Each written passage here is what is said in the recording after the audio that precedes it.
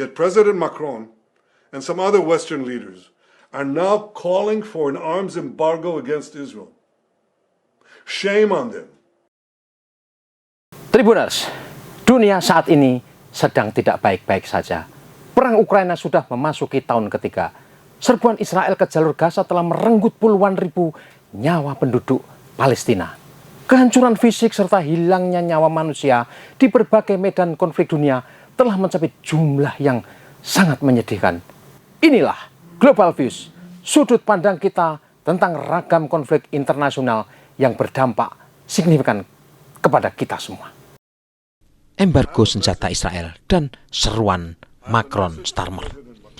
Perdana Menteri Israel Benjamin Netanyahu memperlihatkan kemarahannya di tengah tensi tinggi konflik Israel dengan Hamas, Hizbullah, Houthi, dan Iran. Netanyahu marah atas pernyataan sikap Presiden Prancis Emmanuel Macron yang memutuskan menghentikan izin ekspor senjata Prancis ke Israel. Macron juga mengajak negara-negara lain menyetop pasokan senjata ke Israel guna mewujudkan perdamaian di Palestina dan Lebanon. Perdana Menteri Inggris Keir Starmer sebelumnya juga menyatakan Inggris menghentikan izin ekspor sekitar 30 jenis senjata atau amunisi ke Israel. Starmer menyatakan kebijakan itu dilakukan karena kekhawatiran senjata-senjata yang diekspor perusahaan Inggris ke Israel digunakan untuk tindakan melanggar hukum internasional. Dalam pidatonya yang berapi-api, Benjamin Netanyahu secara spesifik menyebut keputusan Presiden Macron adalah memalukan. Israel, kata Netanyahu, akan melawan semua musuh-musuhnya sampai menang dengan atau tanpa bantuan negara lain. Memalukan, kata Netanyahu, sembari bertanya mengapa embargo tak juga ditujukan ke Iran yang memasok semua senjata ke Hizbullah, Hamas, dan Houthi. Apakah seruan embargo senjata ke Israel ala Macron dan Starmer ini akan efektif?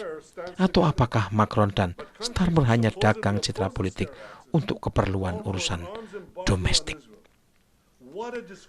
Perkembangan ini sangat menarik dicermati karena di saat yang sama Amerika Serikat tengah melakukan segala daya upaya menarik Israel agar tidak menyerang Iran. Di sisi lain, Israel terus melanjutkan ofensifnya tanpa henti ke Gaza, tepi barat, dan membombardir sejumlah sasaran di Beirut, Lebanon. Kabinet Perang Israel yang dipimpin Benjamin Netanyahu sebenarnya sudah memutuskan untuk menyerang balik Iran. Menteri Pertahanan Israel Yoav Gallant juga telah menyatakan semua skema ada di meja dan balasan Israel ke Iran hanya tinggal menunggu momen. Israel yakin memiliki sumber daya, kemampuan, dan superioritas udara untuk menghancurkan infrastruktur vital di wilayah Iran. Sasaran utama yang diincar adalah sejumlah fasilitas pengayaan nuklir di Natanz dan Bushehr, pembangkit listrik, kilang dan sumur minyak, serta pelabuhan tanker minyak Iran. Serangan penghancur atas target-target penting itu diyakini akan melumpuhkan Iran. Apalagi jika Israel juga sukses melumat fasilitas peluncuran rudal Iran di berbagai lokasi. Masalahnya, Korps Garda Republik Islam Iran sudah memperingatkan serangan balik Israel akan direspon lebih dahsyat lagi. Iran sudah menetapkan 3 pembangkit listrik Israel, kilang minyak dan ladang gas, serta fasilitas nuklir Israel di Dimona sebagai target yang akan dihancurkan seketika. Iran sudah membuktikan rudal balistik, hypersonik serta drone jarak jauh mereka bekerja akurat saat serangan 1 Oktober 2024. Inilah yang hendak dicegah Washington dengan upaya mereka meredam Israel untuk tidak melakukan pembalasan yang bisa memicu masalah katastrofik. Sejumlah media barat termasuk saluran televisi Israel Kan 11 melaporkan Gedung Putih dan Pentagon telah mencapai kesepakatan dengan Tel Aviv. Amerika menawarkan Israel paket kompensasi menggiurkan untuk usahanya menahan diri dari keinginan membalas serangan Iran. Paket kompromi itu mencakup 2 hal utama, yaitu perlindungan diplomatik dan aliran bantuan lebih banyak senjata dari Washington ke Israel.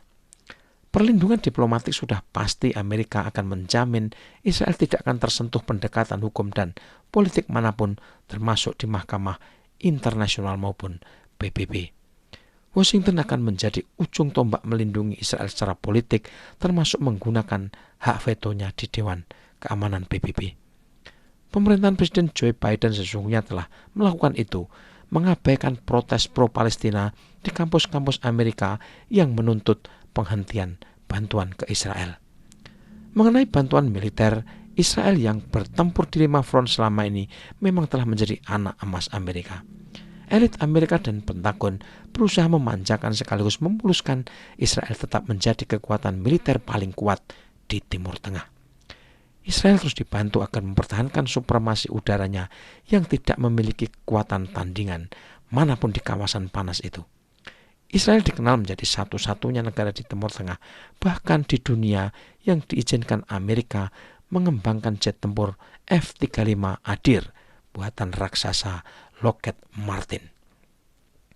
Turki dan Uni Emirat Arab yang semula hendak memborong jet tempur siluman F-35 dari Amerika hingga hari ini belum juga memperoleh kesepakatan. Dengan kata lain, Israel sudah mendapatkan keistimewaan dari Amerika guna mempertahankan superioritas udara di Laut Tengah hingga Laut Merah dan Teluk Persia. Secara kekuatan udara, Iran bukanlah tandingan Israel karena Teheran hanya memiliki jet-jet tempur tua dari era 60 hingga 70-an. Armada tempur udara Iran paling modern hanya jet MiG-29 buatan Rusia dan Mirage 1 buatan Perancis. Dari kompromi baru dengan Washington ini, agaknya seruan Macron dan langkah Keir Starmer menyetop izin ekspor senjata ke Israel tidak akan berpengaruh banyak. Eksportir utama dan penyedia senjata penghancur massal Israel adalah Amerika, dan mereka membuat komitmen baru sebagai kompensasi Israel yang bersedia menahan diri untuk tidak menyerang Iran. Ini yang membuat Netanyahu tetap yakin Israel akan menang sekalipun Perancis dan Inggris tidak lagi mendukung mereka. Netanyahu menggunakan situasi itu untuk memprovokasi Perancis dan Inggris dengan mengolok-olok Macron dan Starmer sebagai orang-orang yang memalukan. Dalam sudut pandang politik, apa yang dilakukan Macron dan Starmer ini kemungkinan ada dimensi manuver politik domestik. Kedua tokoh ini masing-masing memiliki masalahnya sendiri. Di Perancis, Macron menerima serangan dari kelompok pemenang pemilu yang ingin berkuasa di pemerintahan. Macron menggagalkan usaha kelompok kanan dan kiri, dan hasilnya ia kini mendapat ancaman pemaksulan. Macron mungkin memilih jalan itu guna mendapatkan dukungan kembali kelompok-kelompok penentang perang, baik di sayap kanan maupun sayap kiri. Keir Starmer yang memimpin Partai Buruh Inggris juga menghadapi masalah serupa ketika ia dianggap gagal memperbaiki perekonomian Inggris. Di saat bersamaan, Starmer menegaskan dukungannya ke Ukraina dengan menggelontorkan bantuan ketika masyarakat Inggris sedang menderita kesulitan ekonomi. Di kedua negara ini, suara publik yang menentang perang Ukraina serta mengecam kekejaman Israel di Gaza sangat kencang dan masif. Macron dan Starmer agaknya butuh suasana baru untuk memperkecil tekanan politik yang bisa mengancam kekuasaan mereka. Situasi serupa juga terjadi di Jerman ketika Kanselir Olaf Scholz dan partai politiknya kehilangan dukungan signifikan karena dukungan besarnya untuk Ukraina. Sementara pemerintah Jerman juga mendapat kecaman atas represi dahsyat polisi dan aparat keamanan negara itu terhadap para pengunjuk rasa pro-Palestina. Jika memang sikap Emmanuel Macron, Keir Starmer dan mungkin juga Olaf Scholz berdimensi domestik untuk kepentingan pencitraan di negerinya, maka kampanye penghentian ekspor senjata ke Israel tidak banyak artinya.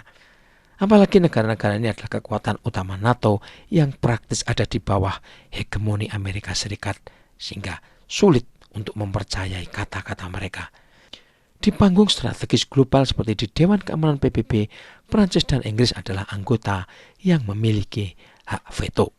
Maka menjadi sangat mudah bagi Amerika Serikat untuk menyatukan sekutu-sekutunya ini guna memberi perlindungan dan pembelaan diplomatik terhadap Israel.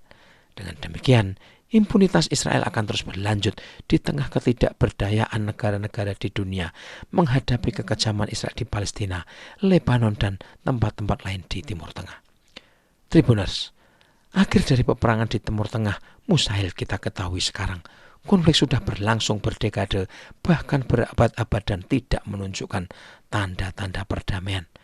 Dalam beberapa waktu ke depan yang bisa kita harapkan adalah peredaan atau pengurangan skala konflik yang artinya akan menurunkan level kerugian harta benda maupun korban jiwa.